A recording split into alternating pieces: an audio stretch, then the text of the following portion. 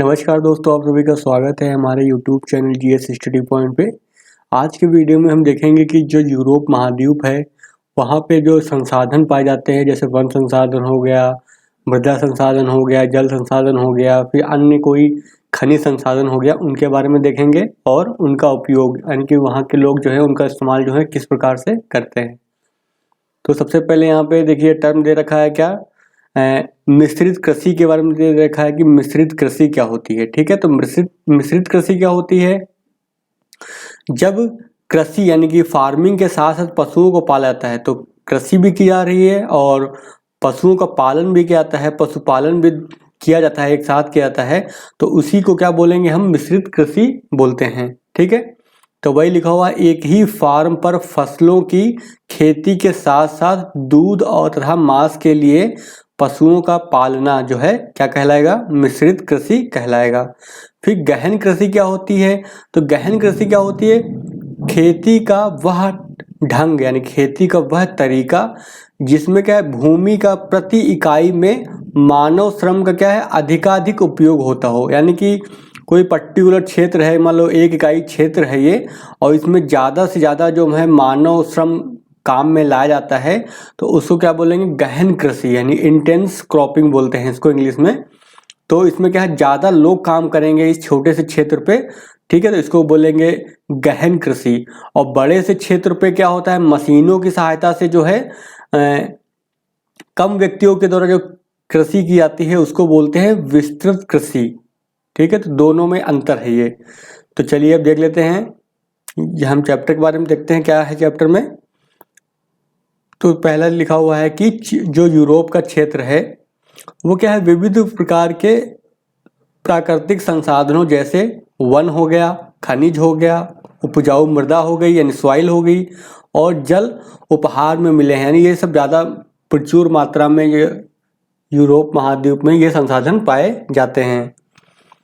ये संसाधन जो है असमान रूप से यानी कि असमान रूप से वितरित हैं, कहीं पे कुछ पाया जाएगा तो कहीं पे कुछ पाया जाएगा। ठीक है, लेकिन यूरोप वासियों ने अपने देशों को समृद्ध यानी कि धनी बनाने के लिए, समृद्ध यानी कि प्रॉस्परस बनाने के लिए इनका जो है बुद्धिमत्तापूर्ण सर्वोत्तम उपयोग किया। यानी बुद्धिमत्तापूर्ण का मतलब क्या होता है? जो है बुद्धि के अनुसार जो है उसका इस्तेमाल करना, अधिकतम इस्तेमाल कर लेना।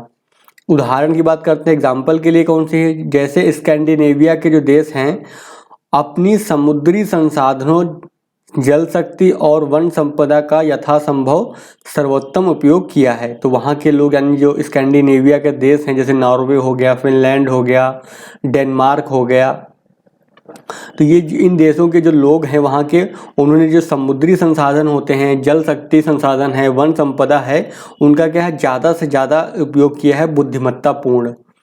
फिर क्या, नीदरलैंड ने क्या किया है, कृषि के लिए जो है समुद्र के नीचे से भूमि के क्या विशाल क्षेत्र निकाल लिए। यानी कि उसने क्या है, समुद्र की ओर जो है कृषि का विस्तार किया है। यानी कि समुद्र का ऐसे क्या कैसे करते हैं, तटीय क्षेत्र, मान लो ये तटीय क्षेत्र है, मान लो वहाँ का नीदरलैंड का, तो क्या किया उन्होंने, यहाँ पे एक बैरिकेटिंग बना दी। ठीक, एक दीवार बना दी यहाँ पर, और इसका जो पानी है वो निकाल करके इधर समुद्र में फेंक दिया। ठीक, वापस भेज दिया, तो उससे क्या, ये मिट्टी मिल गई उन्हें। ठीक है, ये जगह मिल गई उनको। तो और इस मिट्टी में क्या करते हैं, इस सॉइल में क्या करते हैं, वो खेती करते हैं। ठीक है, तो ये वहाँ के लोग करते हैं, नीदरलैंड के लोग। ठीक है, इससे पहले हमने आपको दिखाया भी था कि नीदरलैंड के जो देश हैं वो क्या है, निम्न भूमि के देश है ना, लो लेइंग कंट्री हैं। चलिए आगे देख लेते हैं। फिर क्या है, ग्रेट ब्रिटेन, जर्मनी हो गया, बेल्जियम हो गया तथा रूस ने क्या है, अपने खनिज संसाधनों का इतने अच्छे ढंग से उपयोग किया है कि वे आज क्या है, औद्योगिक विकास के शीर्ष पे हैं। यानी कि वहाँ पे औद्योगिक विकास बहुत ही अधिक हुआ है। तो जाहिर सी बात है, औद्योगिक विकास होने के लिए जो वहाँ पे खनिज संसाधन होने चाहिए थे, और जो खनिज संसाधन वहाँ पे पाए गए हैं उनका क्या है, उन्होंने सर्वोत्तम उपयोग किया है।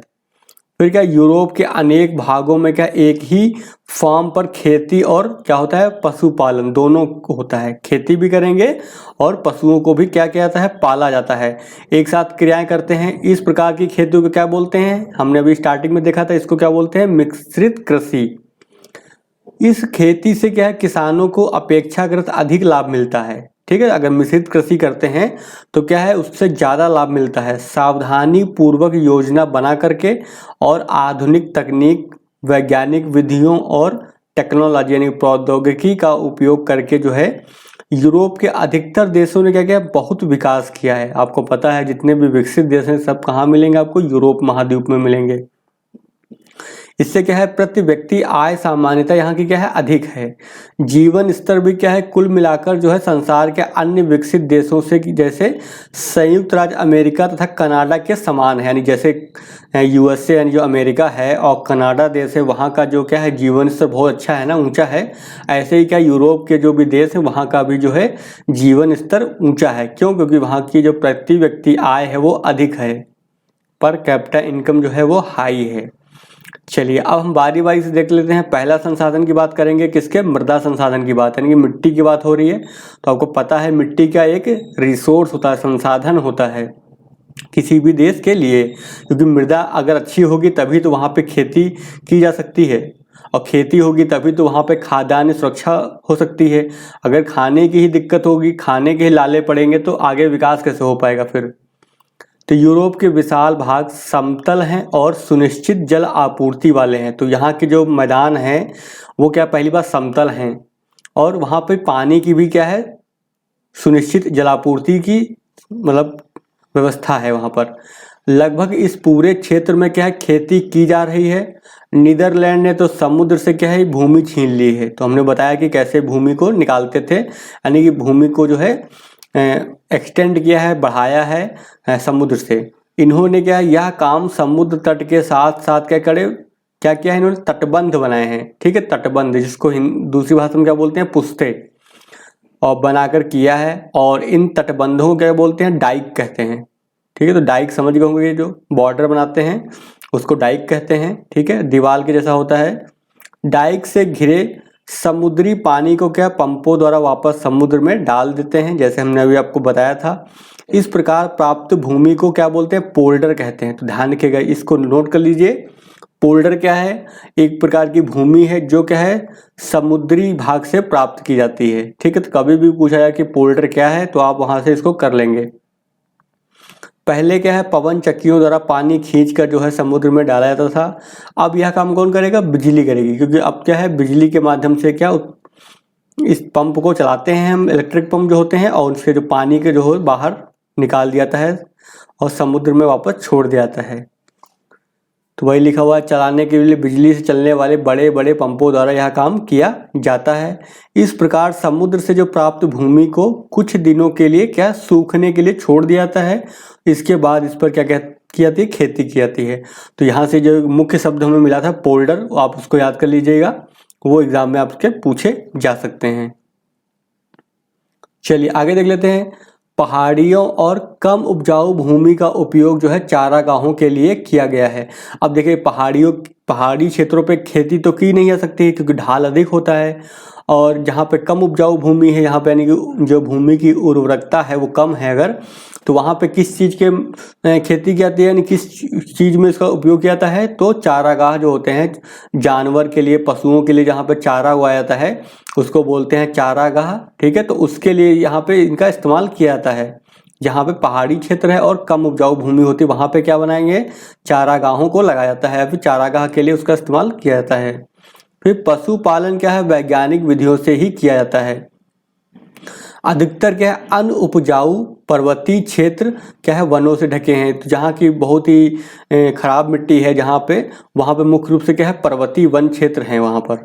इनकी भी बड़ी सावधानी से क्या है, देखभाल की जाती है। भूदृश्यों के प्राकृतिक सौंदर्य की ओर विशेष ध्यान दिया गया है। ठीक है, तो जो भूदृश्य क्या होता है, जो आप कोई घर से बाहर निकलते हैं आपको जो दिखाई देता है, आसपास का जो क्षेत्र दिखाई देता है प्राकृतिक रूप से, उसको बोलते हैं भूदृश्य। यानी भूमि जो जिस रूप में दिखाई देती है उसको बोलते हैं भूदृश्य। इसको बोलते हैं इंग्लिश में लैंडस्केप। तो लैंडस्केप जो होता है उसके प्राकृतिक सौंदर्य की ओर भी विशेष ध्यान दिया जाता है, कि यानी कि जो देखने में अच्छा लगे ऐसा जो है प्राकृतिक सौंदर्य बना के रखा जाता है वहाँ पर। ऐसे स्थानों को क्या है, सुरुचिपूर्ण ढंग से क्या, पर्यटन केंद्रों के रूप में विकसित किया गया है। तो आपने देखा होगा पुरानी मूवी अगर देखते होंगे 90s की, तो वहाँ पे देखेंगे कि ज़्यादातर जो मूवी की शूटिंग होती थी कहाँ होती थी, यूरोपीय देशों में होती थी, स्विट्जरलैंड हो गया, लंदन हो गया, ठीक है। तो वहाँ पे क्या है, वहाँ पे जो प्राकृतिक दृश्य हैं उनको बहुत ही अच्छे तरीके से रखा गया है, और जिसके लिए देखने में बहुत ही आकर्षक होते हैं, इसीलिए वो पर्यटन के केंद्र बन जाते हैं, ठीक है। उनका विकास जो है पर्यटन के केंद्रों के रूप में किया जाता है। फिर इन स्थानों की क्या है, प्राकृतिक सुषमा का आनंद लेने के लिए संसार के कोने कोने से लोग यहाँ आते हैं। तो जो भारतीय लोग होते थे, जो पैसे वाले होते थे, मूवी देख करके क्या फिर वहाँ घूमने के लिए भी आते थे, ठीक है। तो इससे क्या बोलता है, टूरिज्म क्षेत्र का विकास हुआ वहाँ के यूरोपीय देशों का, ठीक है। चलिए आगे देख लेते हैं। यद्यपि क्या है, भूमि का बहुत बड़ा भाग जो है कृषि के योग्य है, लेकिन मिट्टी का उपजाऊपन और जलवायु एक स्थान से दूसरे स्थान पर भिन्न है। जाहिर सी बात है, बहुत बड़े क्षेत्र में फैला हुआ है ये पूरा महाद्वीप, तो क्या है, जैसे जैसे स्थान परिवर्तित होगा तो क्या वहाँ की जलवायु भी परिवर्तित होगी, ठीक है। इससे क्या है, वहाँ की जो मिट्टी है उसमें उपजाऊपन अलग अलग होता है, और जलवायु जो है वो भी अलग अलग होता है। तो इनमें क्या पाई जाती है, भिन्नता पाई जाती है। तो अतः मिट्टी और जलवायु की दशाओं के अनुसार क्या है, यहाँ अनेक प्रकार की फसलें पैदा की जाती हैं। तो जैसी किसी भी स्थान की जो है, किसी भी स्थान पे जो है खेती कौन सी, यानी कि कृषि या फिर कौन सी जो है फसल का उत्पादन किया जाएगा, तो कौन निर्धारण करेगा, इसका निर्धारण कौन कैसे किया जाता है, वहाँ की जलवायु कैसी है, वहाँ पे किस प्रकार की मिट्टी पाई जाती है। तो इसके अनुसार जो है वहाँ पर जो है जो फसल में क्या है विविधता पाई जाती है। फिर क्या है, यूरोप की अगर बात करते हैं सबसे प्रमुख फसल कौन सी है, तो देखिए यूरोप का क्लाइमेट कैसा है, ठंडा प्रदेश है, तो जाहिर सी बात चावल तो वहाँ पे होगा नहीं, क्या होगा वहाँ पे गेहूं होगा, ठीक है। तो प्रमुख फसल क्या हो जाएगी वहाँ पे, गेहूं हो जाएगी। गेहूं जो है वहीं पैदा किया जाता है जहाँ की मिट्टी उपजाऊ है। तो गेहूं उपजाने के लिए क्या होना चाहिए, मिट्टी कैसी होनी चाहिए, फर्टाइल होनी चाहिए, यानी कि उपजाऊपन होना चाहिए उसके अंदर। तथा ग्रीष्म ऋतु जो है शीतल होती है, ठीक है। आप अगर लोकेशन इस देखेंगे तो यूरोप की, तो आपको पता है कि उच्च अक्षांशों में फैला हुआ है ये, लगभग 30 डिग्री से लेकर के जो है लगभग 60 डिग्री के आसपास तक फैला है यूरोप महाद्वीप। तो यहाँ पे जो गर्मियों का क्षेत्र होगा तो बहुत अधिक तो गर्मी नहीं पड़ेगी ना उस टाइम पे, सर्दियों में क्या होगा बहुत अधिक ठंडी पड़ेगी, लेकिन गर्मी में क्या होगी, गर्मी कम पड़ेगी, शीतल होगी, ठीक है। तो शीतल होती है और लंबी अवधि और पर्याप्त धूप वाली होती है।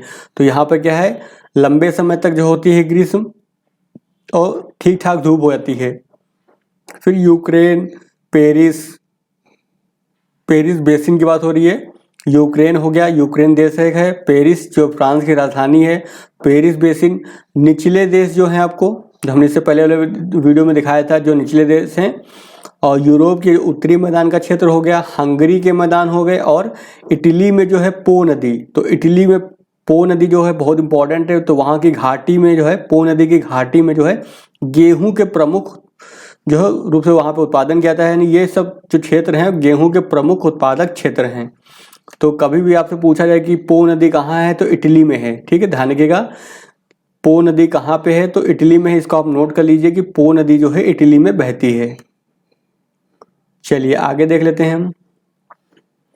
कम उपजाऊ मिट्टी में तो वही है, जहाँ पे ज़्यादा उपजाऊ मिट्टी वहाँ गेहूं होता है, और जहाँ पे कम उपजाऊ मिट्टी है वहाँ पे जौ होता है, राई होता है, और जई की खेती की जाती है, ठीक है। और ये क्या है, गेहूं के पूरक अनाज है, यानी कि जहाँ पे गेहूं का इस्तेमाल नहीं किया था वहाँ पे इनका सबका इस्तेमाल किया जाता है, ठीक, कॉम्प्लीमेंट्री है। चलिए आगे देख लेते हैं। गेहूं क्या है, यूरोप वासियों के क्या है, प्रमुख खाद्य फसल है। तो जाहिर सी बात जो वहाँ पे उगेगा वही तो खाएंगे वो लोग। तो गेहूं उगता है वहाँ का, उसी के लिए क्लाइमेट है वहाँ के कि गेहूं ज़्यादा उगेगा, तो वहाँ के लोग भी क्या खाते हैं, सबसे ज़्यादा गेहूं खाते हैं। फिर चुकंदर हो गया और आलू। यूरोप की क्या है, कंद वाली दो प्रमुख फसल हैं। तो कंद वाली फसल क्या होती है, जिसमें जड़ में क्या है, ये बल्ब के आकार का, जो ट्यूब के आकार का होता है ना, उसको बोलते हैं कंद वाली फसल, ठीक है। जिनकी ऐसी फसलें जिनकी जड़ें जो होती हैं बल्ब के आकार की होती हैं, बल्ब जो आपने देखा होगा घरों में होता है उसके आकार की होती हैं, तो उसको बोलते हैं कंद वाली फसलें। तो चुकंदर को आपने देखा ही होगा, आलू भी देखा होगा, तो क्या होगा, इसी आकार का होता है लगभग नीचे बल्ब के आकार का। चुकंदर क्या है, यहाँ चीनी बनाने का मुख्य स्रोत है। तो कभी कभी क्वेश्चन पूछा जाता है कि चीनी किससे बनाई जाती है, तो चुकंदर से भी बनती है और गन्ने से भी बनती है। तो यूरोपीय महाद्वीप में जो चुकंदर से जो है मुख्य रूप से चीनी बनती है, क्योंकि गन्ना वहाँ पे नहीं होता है। ये फसलें क्या यूरोप के मध्यवर्ती तथा पूर्वी मैदानों में पैदा की जाती हैं। तो जो मध्यवर्ती मैदान है वहाँ पे चुकंदर और आलू की खेती होती है मुख्य रूप से, और जो पूर्वी मैदानी क्षेत्र है वहाँ पे होती है। फिर फ्लैक्स, फ्लैक्स क्या है, यूरोप की एकमात्र रेशेदार फसल है। ठीक है, तो फ्लैक्स को ध्यान रखिएगा, फ्लैक्स क्या है कि रेशेदार फसल है। इससे क्या होता है, लिनेन, ठीक है, लिनेन का कपड़े बनाए जाते हैं। तो ध्यान रखिएगा, जो फ्लैक्स है क्या है, ये प्राकृतिक तत्व है। ठीक है, प्राकृतिक रेशा है, ये फाइबर है ये, और इससे बनता है क्या, लिनेन नामक एक कपड़ा होता है, वो बनाया जाता है। फिर यह फसल जो है शीतल और नम भूमियों में उगाई जाती है। यानी कि जो फ्लैक्स होता है वो कहाँ पे उगाया जाता है मुख्य रूप से, तो फ्लैक्स जो है जहाँ पे ठंडा प्रदेश होना चाहिए और नम यानी दलदली भूमि होनी चाहिए, नम यानी कि पानी ज़्यादा चाहिए इसको। फिर बेल्जियम और बाल्टिक राज्य जो है इसके प्रमुख उत्पादक हैं। यानी कि मुख्य रूप से जो फ्लैक्स कहाँ उत्पादन किया जाता है वो बेल्जियम हो गया, बेल्जियम देश हो गया, और बाल्टिक राज्य। तो बाल्टिक राज्य हमने आपको दिखाया था हम इससे पहले वाले वीडियो में कि मैप में जो ये बाल्टिक राज्य हैं, तो आप उसको मैप में ढूंढिए एक बार फिर से कि बाल्टिक राज्य कौन कौन से हैं। तो बाल्टिक सी के नाम आसपास जो भी राज्य हैं उनको ही बोलते हैं बाल्टिक राज्य।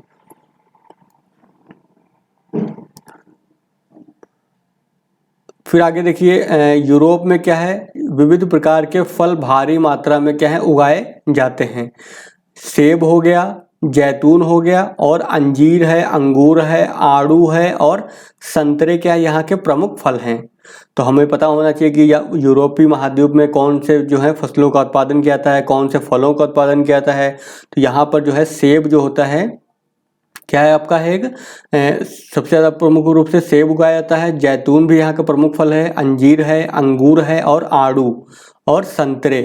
ठीक है, फलों के क्या है बाग धूप पड़ने वाली पहाड़ी ढालों पर, विशेष रूप से भूमध्य सागरीय प्रदेशों में है। ठीक है, तो जिस ढाल पे यानी पहाड़ है, मान लो अगर ऐसे ये ठीक है पहाड़ है, तो मान लो अगर आपका सूरज इधर है तो जो सूर्य का प्रकाश किधर पड़ेगा, इधर ही तो पड़ेगा आपका सूर्य का प्रकाश। ठीक है, और इधर क्या होगा, सूर्य का प्रकाश नहीं पड़ेगा। ठीक है, तो जो फल हैं कहाँ उगाए जाएंगे, फल जो है इस वाले ढाल पे उगाए जाएंगे, उनके जो पेड़ हैं इधर साइड में लगाए जाएंगे मुख्य रूप से, जो कि भूमध्य सागरीय प्रदेश में मुख्य रूप से जो है इस तरह के फल उगाए जाते हैं। फिर क्या है, यूरोप के पूर्वी भाग में क्या है बुल्गारिया तथा पश्चिमी भाग में नीदरलैंड और बेल्जियम सब्जियों के क्या है प्रमुख उत्पादक देश हैं। तो यहाँ पे मुख्य रूप से सब्जी जो है उगाई जाती है। चलिए आगे देख लेते हैं क्या लिखा हुआ है। आगे लिखा हुआ है कि खेती के जो विभिन्न कार्य हैं, ठीक है, जैसे खेती में क्या क्या होता है, जुताई कराते हैं, बुआई होती है, कटाई होती है, सफाई होती है, फिर उसको पैकिंग की जाती है। ये सब किससे होता है, मशीनों से होता है। यानी कि वहाँ पर टेक्नोलॉजी का यूज़ करके जो है मशीनों का क्या है बड़े पैमाने पर उपयोग यहाँ पे किया जाता है। खेती की जो वैज्ञानिक विधियों का क्या है भली भांति उपयोग होता है। उदाहरण के लिए बात करते हैं, मिट्टी का जो संगठन जानने के लिए क्या उनका क्या किया जाता है, परीक्षण किया जाता है कि मिट्टी में कौन से तत्व मौजूद हैं कि और किसकी कमी है, किन तत्वों की किन खनिजों की कमी है, इसका पता लगाने के क्या कहते हैं उसके टेस्ट किया जाता है, यानी सॉइल टेस्टिंग की जाती है। फिर मिट्टी में विद्यमान तत्वों के अनुसार ही क्या है संकर जाति के बीजों, उर्वरक, खाद और कीटनाशकों का उपयोग होता है। ठीक है, ये नहीं कि अगर मान लो कोई मिट्टी है उसमें पहले से वो सारे जो उसमें चाहिए तत्व चाहिए, पोषक तत्व चाहिए होते हैं मौजूद हैं, फिर भी आप उसमें फर्टिलाइजर डाले जा रहे हो तो क्या नुकसान करेगा ना फिर वो। ठीक है, तो जितनी ज़रूरत है उतने ही कीटनाशक, फर्टिलाइजर या फिर अन्य चीज़ों को डाला जाता है। आवश्यकता अनुसार क्या है सस्यावर्धन किया जाता है। सस्यावर्धन का मतलब क्या होता है, क्रॉप रोटेशन, यानी एक फसल के बाद जो है दूसरी फसल लगाना, दूसरे के बाद तीसरी लगाना, उसके बाद फिर पहली लगाना। ठीक है, जैसे गेहूं लगा दिया, फिर मक्का लगा दिया, ठीक है, फिर इसके बाद फिर से गेहूं लगा दिया, इस टाइप से यानी कि क्रॉप रोटेशन बोलते हैं, यानी कि सस्यावर्धन हिंदी में बोलते हैं और इंग्लिश में क्या बोलते हैं क्रॉप रोटेशन। इन विधियों के उपयोग से क्या है उपज में बहुत वृद्धि होती है। ठीक है, अगर एक ही फसल को उगाते रहेंगे एक ही जमीन पर, भूमि पर, तो उससे क्या होती है जो मृदा की उपजाऊपन होती है वो खत्म हो जाती है, कम हो जाती है। लेकिन अगर बदल बदल के फसल लगाते हैं तो उससे क्या है मृदा का उपजाऊपन क्या है बना रहता है। फिर क्या है यूरोप में कृषि पर आधारित अनेक उद्योग लगाए गए हैं। ठीक है, क्योंकि अब इतना सारा जो खाद्यान्न उत्पादन हो रहा है तो क्या अब इन पे आधारित उद्योगों का भी तो विकास होगा साथ साथ, समय के साथ साथ जैसे जैसे डिमांड बढ़ेगी। तो वही लिखा हुआ है कि जो कृषि आधारित उद्योगों का क्या हुआ है, विकास हुआ है।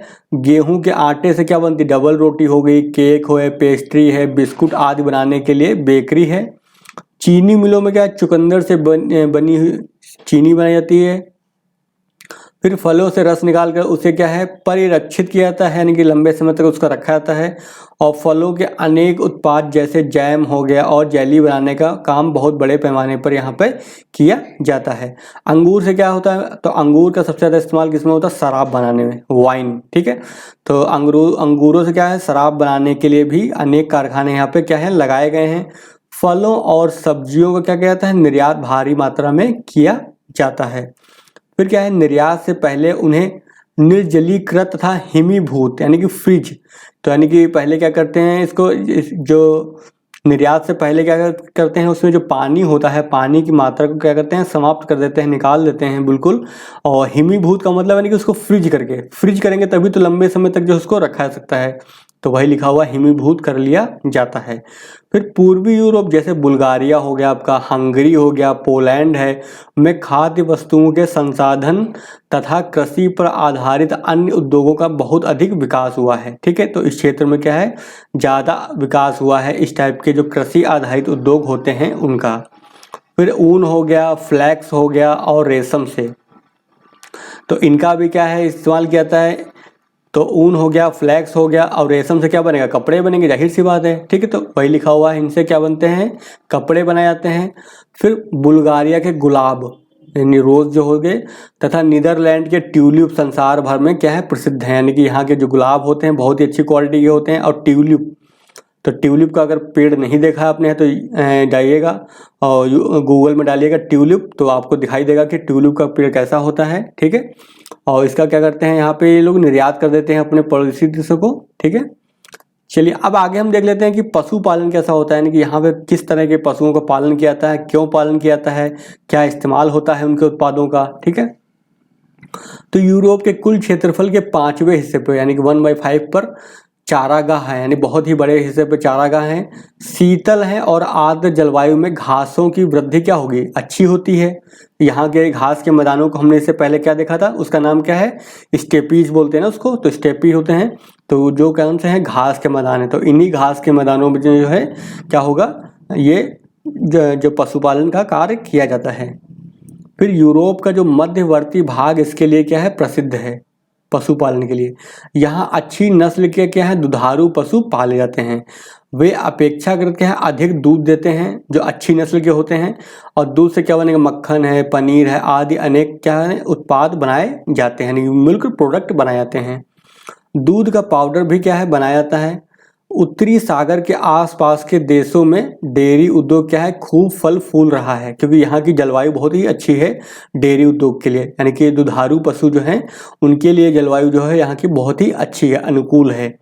डेनमार्क क्या है, अपने डेयरी उद्योग के लिए बहुत ही प्रसिद्ध है। तो डेनमार्क जो है आपको पता है दुग्ध उत्पादन के लिए जो है काफ़ी विश्व प्रसिद्ध रहा है।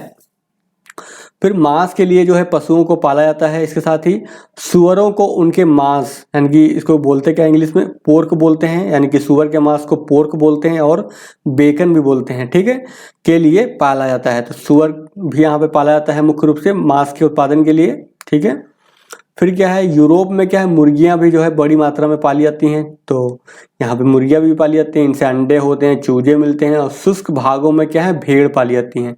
तो जाहिर सी बात है भेड़ वहाँ पाली जाती है जहाँ पे मौसम कैसा होता है, शुष्क होता है, क्योंकि भेड़ें जो होती हैं कम पानी में और थोड़े बहुत ही घास वास पे जीवित रह सकती हैं। ठीक है, भेड़ों से क्या मिलेगा, ऊन मिलेगा और साथ में मांस मिलेगा, और भेड़ के मांस को बोलते हैं मटन। ठीक है, अब यहाँ पे देख लेते हैं कि वन संसाधन की बात कर लेते हैं कि यूरोप में जो है वन कौन कौन से पाए जाते हैं, किस प्रकार के वन पाए जाते हैं और उनका इस्तेमाल क्या करते हैं वो। तो यूरोप में अधिकतर वन जो कहाँ मिलेंगे, स्कैंडिनेविया क्षेत्र जो है। ठीक है, साथ में आल्प्स पर्वत जो हो गया और रूस के टैगा प्रदेशों में मुख्य रूप से पाए जाते हैं। वनों में लकड़ी काटना ही प्रमुख धंधा है, यानी कि उनका बिजनेस है, धंधा है। इमारती लकड़ी और लकड़ी की लुगदी जो है वनों के प्रमुख उत्पाद हैं। तो जाहिर सी बात है वन से क्या मिलेगा, हमें इमारती लकड़ी मिलती है। ठीक है, और कागज बनाने के लिए लुगदी मिलती है हमें वनों से।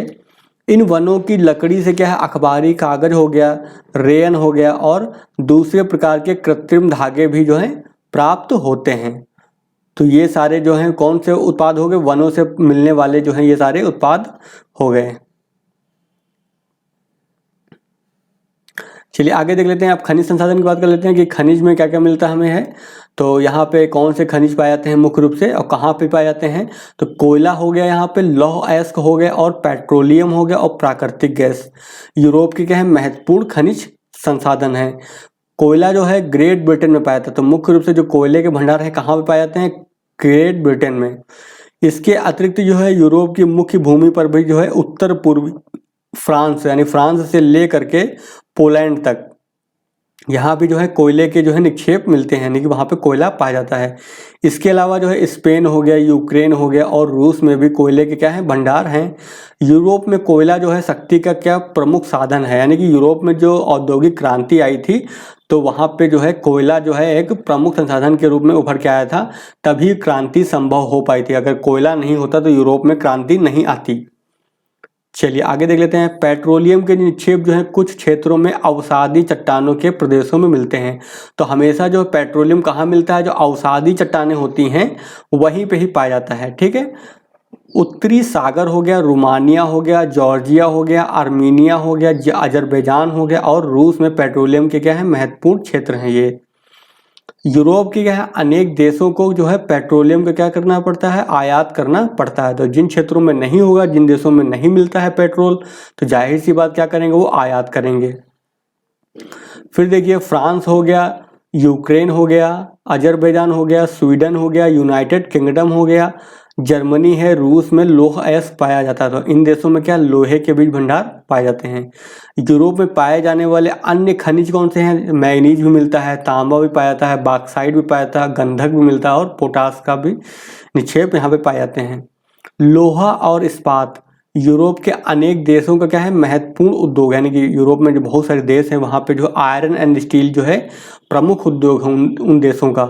लोहा और इस्पात उद्योग के प्रमुख केंद्र की बात करते हैं तो यूनाइटेड किंगडम हो गया, फ्रांस है, जर्मनी है, यूक्रेन है और रूस में है। तो ये क्या है लोहा और इस्पात उद्योग के प्रमुख केंद्र हैं। इटली, बेल्जियम, चेक और स्लोवाक गणराज्य जो हैं और पोलैंड जैसे देश जो हैं दूसरे देशों से लौह अयस्क का क्या करते हैं आयात करके इस्पात बनाते हैं। तो जहाँ पे लौह अयस्क के निक्षेप नहीं पाए जाते हैं, यानी लोहे का जो ऊर होता है, अयस्क होता है वो नहीं पाया जाता, तो क्या करते हैं वो बाहर अन्य देशों से जो है आयात करते हैं और फिर उसके बाद जो है वो बनाते हैं लोहा और इस्पात। चलिए आगे देख लेते हैं। आगे लिख रहा है इन देशों में जो बने लोहे और इस्पात का जो उपयोग है क्या है विविध प्रकार के उद्योगों में कच्चा माल के रूप में किया जाता है। तो आपको पता है लौह इस्पात उद्योग जो होता है वो क्या है एक आधारभूत उद्योग है, यानी कि वो अन्य उद्योगों के लिए कच्चे माल का काम करता है। जैसे मान लो आपको फ्रिज बनाना है तो फ्रिज बनाने के लिए आपको क्या चाहिए, लोहा चाहिए ना। और अगर आपको मान लो मोटरसाइकिल बनानी है या फिर कार बनानी है, कुछ भी बनाना है तो उसके लिए लोहा चाहिए। तो लोहा क्या हो गया एक आधारभूत उद्योग हो गया जिनका इस्तेमाल जो है अन्य उद्योग कच्चे माल के रूप में करते हैं। वही लिखा है रेलों के इंजन हो गए, डिब्बे हो गए, मशीनों हो गया, मोटर गाड़ियों, जलयानों के निर्माण में लौह और इस्पात उद्योग का उपयोग होता है। कोयले का उपयोग जो है रसायन उद्योग में भी होता है। जाहिर सी बात कोई भी उद्योग होगा तो उसके लिए शक्ति चाहिए होती है। हम कार्य करने के लिए क्या चाहिए, हमको शक्ति चाहिए। और शक्ति कहाँ से मिलेगी, कोयले को जला के जो है शक्ति प्राप्त की जाती है। ठीक है, तो वही लिखा है कि रसायन उद्योग जो होता है उसके लिए भी जो हमको कोयला चाहिए होता है। फिर इस उद्योग का क्या है विकास यूरोप में के अनेक देशों में हो गया है। एल्यूमिनियम है, बॉक्साइट से निकाला जाता है वो, और इसका वायुयान और बिजली के तार बनाने में इसका उपयोग होता है। तो आपको पता है एल्यूमिनियम का जो इस्तेमाल किस में होता है, तो प्लेन यानी एरोप्लेन को बनाने में होता है, और जो बिजली के तार होते हैं उनको बनाने में भी एल्यूमिनियम का इस्तेमाल होता है। यूरोप के जो कुछ छोटे देशों में क्या है जहाँ खनिज पदार्थ बहुत नहीं है वहाँ भी क्या है उद्योगों का खूब विकास हुआ है। ठीक है, तो जहाँ पर जो है नहीं है मान लो खनिज पदार्थ तो क्या करते हैं वो आयात करते हैं खनिजों का, और उसके बाद जो है वहाँ पे जो है उद्योगों का विकास होता है। ठीक है, चलिए आगे देख लेते हैं। आगे दे रखा है कि कुछ देशों ने क्या है कृषि उत्पादों पर आधारित उद्योगों को बढ़ावा दिया है। तो जहाँ पे खेती ज़्यादा होती है वो क्या करेंगे, कृषि आधारित जो उद्योग होते हैं उनको जो है अधिक प्रमोट करते हैं। कुछ ऐसी विविध प्रकार की वस्तुएं बनाते हैं जो छोटी लेकिन उत्तम कोटि की हैं और बहुमूल्य होती हैं। तो कुछ देश ऐसे हैं जो अपने आप छोटे छोटे सामान बनाते हैं लेकिन बहुत ही उस चीज़ में क्या है स्पेशलाइज हैं, यानी कि वो काम वही कर पाते हैं और कहीं नहीं होता है, ठीक है, इसलिए क्या है महंगी भी होती हैं। वही लिखा हुआ डेनमार्क एक ऐसा ही छोटा देश है जिसका औद्योगिक विकास क्या है, कृषि उत्पाद, जो कृषि आधारित उत्पाद होते हैं उनके आधार पर हुआ है। ऑस्ट्रिया, स्विट्जरलैंड, चेक हो गया, स्लोवाक हो गया, बेल्जियम है और नीदरलैंड का औद्योगिक विकास जो है छोटी छोटी बहुमूल्य वस्तुओं का के निर्माण द्वारा हुआ है। आपको पता है स्विट्जरलैंड जो है किस लिए फेमस था, घड़ियों को बनाने में, ठीक है। वही लिखा है इन देशों में बने इलेक्ट्रॉनिक उपकरण हो गया, घड़ियां हो गई, धातु और कांच की वस्तुएं हो गई तथा रसायन सारे संसार में प्रसिद्ध हैं। यानी छोटे देश हैं लेकिन जो इनके द्वारा जो उत्पाद बनाए जा रहे हैं वो बहुत ही अच्छी क्वालिटी के होते हैं, विशेषीकृत होते हैं, वो और कहीं मिलेंगे उतनी अच्छी क्वालिटी। तो उसके लिए क्या है विश्व प्रसिद्ध हैं ये। अब हम देख लेते हैं जल संसाधन की बात कर लेते हैं कि इस क्षेत्र में जो है यूरोप महाद्वीप पे जल की मात्रा कैसी है, ज़्यादा मात्रा में है, कम मात्रा में है, उसके बारे में देखते हैं और उसका इस्तेमाल क्या करते हैं वो। तो महासागरों का मछली पकड़ने तथा नौ परिवहन के लिए बड़े पैमाने पर क्या किया जाता है, उपयोग किया जाता है। तो जाहिर सी बात महासागर में क्या मछली पकड़ी जाती है, प्लस क्या होता है जहाज़ों के आवागमन के लिए भी इस्तेमाल किया जाता है ना महासागरों का। तो नौ परिवहन यानी कि हो गया नेविगेशन। यूरोप के तटों पर क्या है अनेक अच्छे पत्तन विकसित हो गए हैं। मछली पकड़ना क्या है एक जटिल कार्य है, इसके लिए क्या छोटे मोटे काम करने पड़ते हैं, जैसे जाल बनाना पड़ता है, नौकाएं बनानी पड़ती हैं, मछली पकड़ना, उन्हें क्या संसाधित करना यानी कि प्रोसेस करना और डिब्बों में पैक करना और अंत में क्या है बाजार में बेचना। मछलियों के क्या है विभिन्न प्रकार के उत्पादों का पता लगाइए आप कि मछलियों से क्या क्या प्राप्त होता है, खाने वाली कौन सी चीज़ें प्राप्त होती हैं, ठीक है। तो ये आपको टास्क दिया गया है। आगे दे रखा है कि उत्तरी सागर के डागर बैंक, तो ये नाम याद कर लीजिए। डागर बैंक कहाँ है, कभी कोई पूछेगा कि डागर बैंक कहाँ है, तो उत्तरी सागर जो है, ठीक है। तो उत्तरी सागर में जो है डागर बैंक है और ग्रेट फिशर बैंक, तो ये दो नाम याद कर लीजिए। ग्रेट फिशर बैंक एक है। महत्वपूर्ण मत्स्य ग्रहण क्षेत्र यानी कि यहाँ पे जो है बहुत ज़्यादा मात्रा में जो है मछलियाँ पाई जाती हैं। नॉर्वे है, स्वीडन है, आइसलैंड है, डेनमार्क है, नीदरलैंड है, France, Germany, United kingdom, Spain और पुर्तगाल मछली पकड़ने वाले क्या है प्रमुख देश हैं ये, ठीक है। तो जाहिर सी बात जिन देशों के सीमाएं लगेंगी, तटीय सीमाएं होंगी, वही तो मछली पकड़ेंगे, ठीक है। फिर नॉर्वे के पास मछली पकड़ने के लिए क्या आधुनिकतम सुविकसित तथा सुसज्जित जलयान होता है, यानी कि पूरा जहाज होता है, उसमें क्या है पूरा सारा कुछ वेल मैनेज होता है, मछली को पकड़ने से लेकर के उनका डिब्बा बंद करके यानी कि पैकेजिंग करके पूरा काम जो है वो जहाज पे ही हो जाता है। इनका उपयोग क्या गहरे सागरों में मछली पकड़ने के लिए किया जाता है, यानी जो जहाज होते हैं तो जो गहरे पानी में मछली पाई जाती है उसको पकड़ने में इसका इस्तेमाल किया जाता है। और ये जलयान तैरते हुए कारखाने हैं, यानी कि पूरा प्रोसेस कर देंगे उसी के अंदर। कारखाना क्या होता है, कारखाना वही तो होता है जहाँ पर रॉ मटेरियल से क्या बनता है फिनिश प्रोडक्ट, यानी कि आखिरी में अंतिम उत्पाद बनाता है। तो ऐसे ही क्या है मछली को पकड़ेंगे, काटेंगे, उसको पूरा उसको प्रोसेस करेंगे, उसके बाद उसको डब्बे में बंद कर देंगे, फिर सीधे उसको आप मार्केट में बेच सकते हैं। इन जलयानों पर क्या है मछली पकड़ी जाती है, इन्हें छांटा जाता है, ठीक है। तो वही सब बताया गया आगे है कि कैसे प्रोसेस किया जाता है।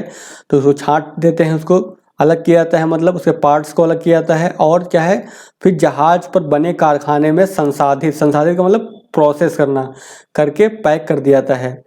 नॉर्वे ने केरल के तट के पास गहरे सागरों में मछली पकड़ने के लिए भारत को अपनी टेक्नोलॉजी की जानकारी देने में सहयोग किया, यानी कि अब ये टेक्नोलॉजी साझा की। नॉर्वे के पास जो टेक्नोलॉजी है मछली को पकड़ने की तो भारत के साथ उसने साझा की है। फिर यूरोप में क्या है नदियों और नहरों का क्या एक दूसरे से जोड़कर बहुत अच्छे अंतःस्थलीय जलमार्ग, ठीक है, का विकास किया गया है। जल से क्या है बड़े पैमाने पर जल विद्युत बनाई जाती है। पर्वतीय क्षेत्र जो है जल शक्ति के सबसे बड़े भंडार हैं। तो जाहिर सी बात हमको जल शक्ति बनाने के लिए पर्वतीय क्षेत्र चाहिए होता है ना, ठीक है। तो वहीं पे ही संभव है जल विद्युत बनाने के लिए। स्पेन है, इटली है, फ्रांस है, स्विट्जरलैंड है, नॉर्वे है, स्वीडन है, जल विद्युत बनाने वाले क्या है, प्रमुख देश हैं। क्यों? क्योंकि इन देशों में पर्वत फैले हुए हैं, आल्प्स पर्वत जो है, आल्प्स पर्वत इन्हीं भागों में फैले हुए हैं वो, और साथ में अन्य जो स्थानीय पर्वत हैं वहाँ पे आपको दिखाई देंगे। फिर नीदरलैंड ने क्या अपने जल संसाधनों का अच्छा प्रबंधन करके एक अच्छा उदाहरण दिया है। इसके निचले क्षेत्रों को विशेष रूप से क्या है, जो रूस से डेल्टा प्रदेश को बाढ़ों की समस्या का सामना करना पड़ता था। तो यहाँ पे क्या लिखा हुआ है, नीदरलैंड ने अपने जल संसाधनों का अच्छा प्रबंधन करके एक अच्छा उदाहरण दिया है। इसके निचले क्षेत्रों को, यहाँ पे विशेष रूप ना होकर यहाँ पे विशेष रूप होगा, रूप गलत छपा हुआ है। तो विशेष रूप से क्या किया है उन्होंने, डेल्टा प्रदेश को क्या है, बाढ़ से की समस्या से मुक्त किया है। तो जब वहाँ पे बाढ़ आती होगी तो उसके लिए बांध बनाया गया होगा, जिससे क्या है बाढ़ की समस्या को दूर किया गया है। इस संकट को दूर करने के लिए 5 ज्वार नदमुख को बांध बनाकर बंद कर दिया गया है। तो यहाँ पे जो टाइड आते थे यानी ज्वार आते थे, 5 ज्वार आते थे वहाँ पर, उनको क्या बंद कर दिया, यानी बांध बना करके क्या कर दिया गया, ब्लॉक कर दिया गया है। अब ये बांध क्या है, जल के प्रवाह को क्या करते हैं, नियंत्रित करते हैं। जल की अधिकता के साथ साथ क्या है, नीदरलैंड को पेयजल की कमी और नौ परिवहन की समस्याओं से भी जूझना पड़ता था। यहाँ का पेयजल अच्छा नहीं है क्योंकि इसका भूमिगत कैसा जल है, खारा है, क्योंकि तटीय प्रदेश पे है ना लगा हुआ है। तो तटीय प्रदेश के वजह से समुद्र का प्रभाव होने की वजह से वहाँ पर जो पानी है, जो ग्राउंड वाटर, वो कैसा खारा है वो, ठीक है। अतः बड़े बड़े जलाशयों में जल को पहले इकट्ठा किया था, यानी खारा पानी तो पी नहीं सकते हैं, तो उसको क्या करेंगे हम, प्योर करेंगे। तो उसके प्रोसेस के लिए क्या करेंगे, पहले जल को इकट्ठा करेंगे और फिर उसे क्या है, साफ करके पीने के लिए नलों द्वारा वितरित किया जाता है। नदियों में क्या जल की गहराई बनाए रखने के लिए क्या क्या विशेष प्रबंध किए जाते हैं, क्योंकि नहर है, उनमें क्या है, अवसाद की मात्रा जमती रहती है, जो मिट्टी होती है वो जमती रहती है समय के साथ, तो उसको क्या किया जाता है, निकालते रहना पड़ता है। इससे क्या है, नौ परिवहन क्या है, सुचारू रूप से चलता रहता है। अगर नदी गहरी नहीं होगी, नहर गहरी नहीं होगी, पानी नहीं होगा, उसके अंदर मिट्टी भर जाएगी, तो जो नाव है वो उस पर चल नहीं पाएगी, ठीक है। अब देख लेते हैं यहाँ पे जनसंख्या के बारे में, ठीक है। तो जनसंख्या यहाँ पे देख लेते हैं कि जनसंख्या कैसी यूरोप महाद्वीप की है।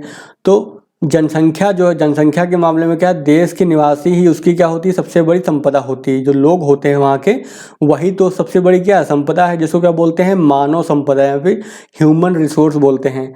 देश का विकास जो है इस बात पर निर्भर करता है कि वहाँ के लोग संसाधनों के विकास के लिए जो है अपनी क्षमताओं का किस प्रकार उपयोग करते हैं, ठीक है। कोई भी देश विकसित तभी हो पाएगा या फिर तेजी से विकास तभी कर पाएगा जब वहाँ के लोग स्किल्ड होंगे, यानी कि बहुत ही कौशल युक्त होंगे, ठीक है, अपनी क्षमता का पूरा इस्तेमाल कर पाएंगे वो। आप पढ़ चुके हैं कि यूरोप वासियों ने जो है अपने संसाधनों का क्या किया है, उपयोग बहुत ही बुद्धिमानी से किया है। इसका मतलब वहाँ के लोग कैसे हैं, बहुत ही स्किल्ड हैं, कौशल युक्त हैं वो, इसलिए इन्होंने इतनी प्रगति की है तथा उनके देश क्या है, विकसित हैं। यूरोप क्या है, संसार का सबसे घना बसा हुआ है। तो कभी भी आपसे पूछा जाए कि सबसे घना बसा हुआ महाद्वीप कौन सा है, तो कौन सा महाद्वीप सबसे घना बसा हुआ है, तो यूरोप महाद्वीप जो है सबसे घना बसा हुआ है, ठीक है। चलिए आगे देख लेते हैं। फिर आगे लिखा हुआ है, परंतु यदि आप यूरोप की जनसंख्या वितरण को मानचित्र से देखेंगे तो आपको तुरंत पता चल जाएगा कि यहाँ जनसंख्या का वितरण कितना असमान है, यानी कि कहीं पे ज़्यादा लोग रहते हैं और कहीं पे बहुत कम लोग रहते हैं। यानी कि महाद्वीप पे जो जनसंख्या का वितरण है वो कैसा है, असमान है। फिर यूरोप के मैदानों में क्या होगा, जनसंख्या घनत्व तो अधिक होता है। देखिए हमेशा क्या है, जनसंख्या ज़्यादा कहाँ रहेगी, मैदानी भागों में। क्यों? क्योंकि मैदानी भाग जो होते हैं वो रहने के लिए सबसे अच्छे होते हैं। समतल मैदान होता है, कृषि की जा सकती है, मकान बनाने में कोई दिक्कत नहीं होती, कोई भी उद्योग लगाने में कोई दिक्कत नहीं होती है, ठीक है। तो सबसे अधिक जनसंख्या कहाँ पे हमें मिलेगी, मैदानों में। विश्व में कहीं भी जाएंगे मैदानी भागों में सबसे ज़्यादा जनघनत्व पाया जाता है।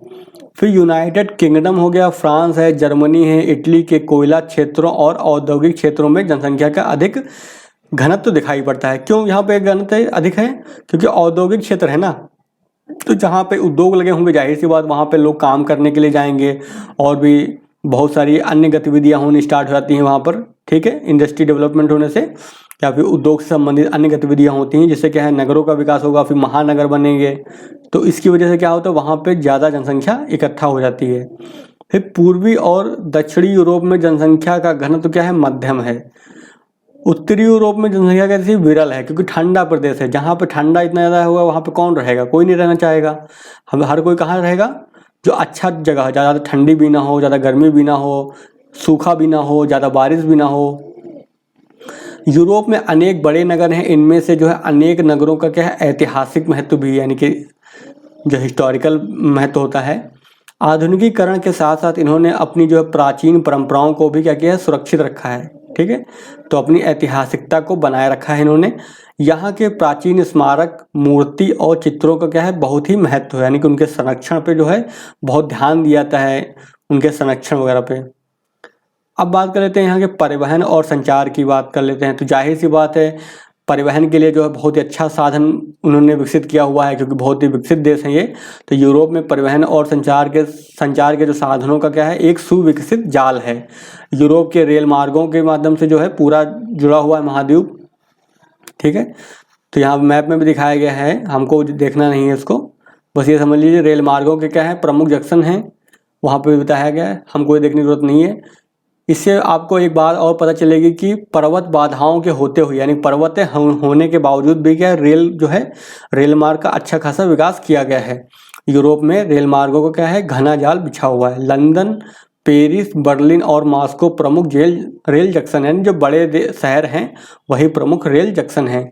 यूरोप में जो सड़कें बहुत अच्छी हैं और अनेक महामार्ग जो हैं, यानी कि जो बड़े बड़े हाईवे होते हैं, सुपर एक्सवे होते हैं, विभिन्न देशों को क्या है, जोड़ते हैं आपस में। ये महामार्ग जो हैं चौड़े हैं और समतल हैं। यहाँ के लोग यातायात के नियमों को अच्छी तरह से क्या करते हैं, पालन करते हैं, यानी कि रूल्स को तोड़ते नहीं हैं, इसलिए यहाँ दुर्घटनाएं क्या होती, कम होती हैं। अगर रूल्स को तोड़ेंगे तो क्या होंगी, ज़्यादा दुर्घटनाएं होती हैं। जैसे भारत हो गया, देखिए आप। यूरोप में क्या है, सड़क परिवहन बड़ा लोकप्रिय है, क्योंकि सड़कों से यात्रा करते समय लोग जो हैं सड़क के दोनों ओर बिखरे, यानी कि जो आसपास जो चीज़ें होती हैं, प्राकृतिक सौंदर्य का भरपूर आनंद लेते हैं। नदियाँ और नहरें भी भारी भरकम सामान को एक स्थान से दूसरे स्थान तक ले जाती हैं। यहाँ पे एक बार नोट कर लीजिए यहाँ पर थोड़ा, कि यूरोप महाद्वीप की प्रमुख नदियों को दिखाया गया यहाँ पर। देखिए यहाँ पे क्या है, ये राइन नदी को दिखाया गया है, ये सीन नदी को दिखाया गया है। ठीक है, सीन नदी कहाँ गिरती है, तो हमने उस दिन बताया था इससे पहले वाले वीडियो में। सीन नदी जो है इंग्लिश चैनल में गिरती है। ये थेम्स नदी है, ये थेम्स नदी कहाँ पे मिलेगी आपको, तो ये आपको मिलेगी ब्रिटेन में। ठीक है, थेम्स नदी। रोन नदी यहाँ पर है आपको। ये पो नदी जो इटली में है, ये दिखाई देगी आपको। डेन्यूब नदी यहाँ पे दिख रही है आपको ये। ठीक है, ये पूरी बहती हुई जा रही है, और ये कहाँ पे गिरेगी, काला सागर में गिरती है। तो डेन्यूब नदी कहाँ गिरती है, काला सागर में गिरती है। ठीक है, फिर यहाँ पे एक सबसे महत्वपूर्ण नदी जो है वोल्गा नदी है, जो कि यूरोप महाद्वीप की सबसे बड़ी नदी है, तो इसलिए ये इंपॉर्टेंट हो जाती है। चलिए, अब वोल्गा नदी आप देख रहे होंगे, ये वोल्गा नदी कहाँ पे गिर रही है, तो कैस्पियन सागर में ये गिरती है। तो ये ध्यान रखिएगा कि पूछ लेता है कभी कभी कि ये नदी है कहाँ से बह करके कहाँ पे गिरती है, यानी कि कहाँ पे वो एंड होती है, खत्म कहाँ पे होती है, पूछ लेता है। तो वोल्गा कैस्पियन हो गया, डेन्यूब जो है काला सागर में गिरती है। ठीक है, और जो पो नदी होगी वो कहाँ गिरेगी, वो भूमध्य सागर में गिरेगी। ठीक है, तो इस तरह से आप इन सब चीज़ों को याद रखिएगा, क्योंकि इससे क्वेश्चंस पूछे जाते हैं। चलिए आगे देख लेते हैं। आगे देखिए क्या कह रहा है कि जो परिवहन का ये सस्ता साधन है, जो आपको पता है नदियाँ हो गई, नहर हो गया, ये परिवहन के क्या होते हैं, सस्ते साधन होते हैं। राइन जो है यूरोप का सबसे अधिक व्यस्त अंतःस्थलीय जलमार्ग है। तो नोट कर लीजिए इसको, कि जो राइन नदी है वो सबसे ज़्यादा जो है यूरोप की सबसे अधिक व्यस्त यानी बिजी नदी है वो। फिर थेम्स हो गई, सीन है, डेन्यूब है और वोल्गा जो है अन्य प्रमुख जलमार्ग हैं, जो हमने अभी आपको मैप में दिखा दिए हैं। फिर रोमानिया जैसे मध्यम आकार के देशों में 9 नदी पत्तन है, यानी कि वहाँ पे नदी पत्तनों यानी कि जो रिवर पोर्ट होते हैं उनका बहुत ही ज़्यादा महत्व होता है। ये पत्तन क्या है, डेन्यूब पर, जो एक नाव नदी, यानी इसके अंदर केवल नाव ही चल सकती है। ठीक है, और जो 1075 किलोमीटर की दूरी में ही स्थित हैं। फिर डेनमार्क में क्या है, जटलैंड प्रायद्वीप। तो कभी भी आपसे पूछा जाए कि जटलैंड प्रायद्वीप कहाँ है, ठीक है, तो डेनमार्क में है। तो ये फैक्ट है, नोट कर लीजिए इसको अलग, क्योंकि ये पूछ सकता है कि ये प्रायद्वीप कहाँ है, जटलैंड प्रायद्वीप, तो डेनमार्क में है। और 400 से अधिक द्वीप जो है सम्मिलित हैं यहाँ पर। तो डेनमार्क जो है उसके अंदर जो है जटलैंड प्रायद्वीप है और साथ में 400 से अधिक यहाँ इसके साथ इसकी जो इस देश के अधिकार क्षेत्र में द्वीप आते हैं। तो हमको बस ये याद कर लो कि जटलैंड जो प्रायद्वीप जो है वो डेनमार्क का हिस्सा है। इन द्वीपों के बीच क्या है संचार संबंध बनाए रखने के लिए पुल बनाए गए हैं तथा उनके बीच नावें भी चलती हैं। वायु परिवहन से क्या है यूरोप के सभी प्रसिद्ध नगर आपस में जुड़े हुए हैं। तो बहुत ही विकसित महाद्वीप है, जाहिर सी बात है। तो यहाँ पे वायु परिवहन का जो अच्छा नेटवर्क होगा और यह परिवहन का एक बहुत ही लोकप्रिय साधन है, क्योंकि बहुत कम टाइम लेता है ना। वायु परिवहन क्या क्यों इतना लोकप्रिय है? क्योंकि बहुत कम समय में आप पहुँच सकते हैं ज़्यादा दूरी तक। London, Paris, Frankfurt, Berlin, Geneva, Rome, Moscow, Amsterdam मतलब के अंतर्राष्ट्रीय हवाई अड्डे जो है लगभग अन्य महाद्वीपों से भी जुड़े हुए हैं, यानी इंटरनेशनल जुड़े हुए हैं आपस में। ठीक है, तो ये हमने देख लिया पूरा यूरोप महाद्वीप का संसाधनों को देख लिया हमने आज, और बहुत ही इंपॉर्टेंट चैप्टर था। यहाँ पे हमने काफ़ी चीज़ों को देखा है जो आपके एग्ज़ाम के पॉइंट ऑफ व्यू से इम्पॉर्टेंट है, हमने बता भी दिया है। आप उनको ज़रूर नोट कर लीजिएगा उन पॉइंट्स को। और यहाँ पे आप देख रखा है कुछ परिभाषाएं दे रखी हैं। तो जो हमने अभी अंदर चैप्टर पढ़ा था उसमें देखा आया था एक जगह डाइक। तो डाइक क्या होते हैं? समुद्र तट के साथ बने बड़े बड़े बांध जो समुद्र से स्थल की रक्षा करते हैं, यानी कि समुद्री जल को, मान लो इधर समुद्र है, मान लो ये इधर समुद्र है, तो डाइक की एक दीवार बना दी हमने, दीवार मोटी सी। तो क्या है, इधर का पानी अब इधर की ओर नहीं आ पाएगा। तो ये क्या है, आपका इधर जो मिट्टी बन जाएगी उसको क्या बोलते हैं? पोल्डर। तो वो पोल्डर हो जाएगा। तटबंध बनाकर समुद्र से प्राप्त की गई भूमि को क्या बोलते हैं? पोल्डर। और ये आपको किसी ना किसी एग्जाम में देखने को मिल जाएगा। तो चलिए आज का वीडियो फिर हम यहीं पे ख़त्म करते हैं। वीडियो को पसंद आता है तो आप वीडियो को लाइक जो करिएगा, ठीक है, और कमेंट करके बताइएगा कि कैसा लगा आपको हमारा कार्य। और फिर मिलते हैं फिर नेक्स्ट वीडियो में अगले वीडियो के साथ, अगले टॉपिक के साथ, इसका जो अगला टॉपिक होगा। ठीक है, चलिए फिर मिलते हैं नेक्स्ट वीडियो में।